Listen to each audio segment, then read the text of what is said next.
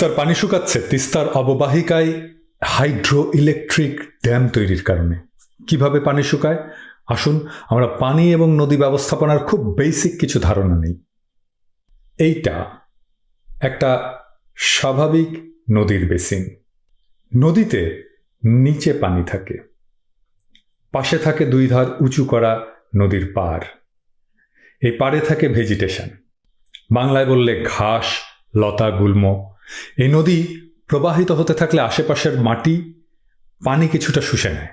এই পানি সেই ঘাস, লতাগুল্মের প্রশ্বাসের কাজে লাগে। এই প্রসেসটাকে বলে ইভাপো ট্রান্সপিরেশন। একটা স্বাভাবিক নদীকে বাধাহীনভাবে চলতে দিলে নদীর পানি প্রকৃতিতে মিশে যায় মূলত ইভাপো ট্রান্সপিরেশনের মাধ্যমে। এর মাধ্যমে নদীর অববাহিকায় নদীর প্রবাহের পানির একটা অংশ ধরেও রাখে। ইভাপো ট্রান্সপিরেশনে নদীর পানি অতি সামান্য পরিমাণে হারায়। কিছুটা নদীর পানি বাষ্পীভূত হয়, যে পানিটা নদীর সারফেসে থাকে, মানে এইখানে। যখন আপনি হাইড্রো ইলেকট্রিক প্রজেক্ট বানাবেন তখন আপনি নদীতে বাদ দিয়ে পানির রিজার্ভার বানাবেন। সেই পানি আপনি একটা সরু চ্যানেল দিয়ে টারবাইনের উপরে ছাড়বেন।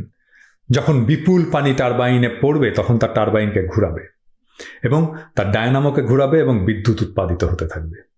আমাদের কাপ্তাই লেক আসলে একটা রিজার্ভার। কর্ণফুলী নদীতে বাদ দিয়ে এমন রিজার্ভার তৈরি করেছি আমরা। এই রিজার্ভার যখন তৈরি করা হয় তখন পানির যেই সারফেসে সানলাইট বা সূর্যালোকে এক্সপোজড হয় তা বেড়ে যায় বহুগুণে।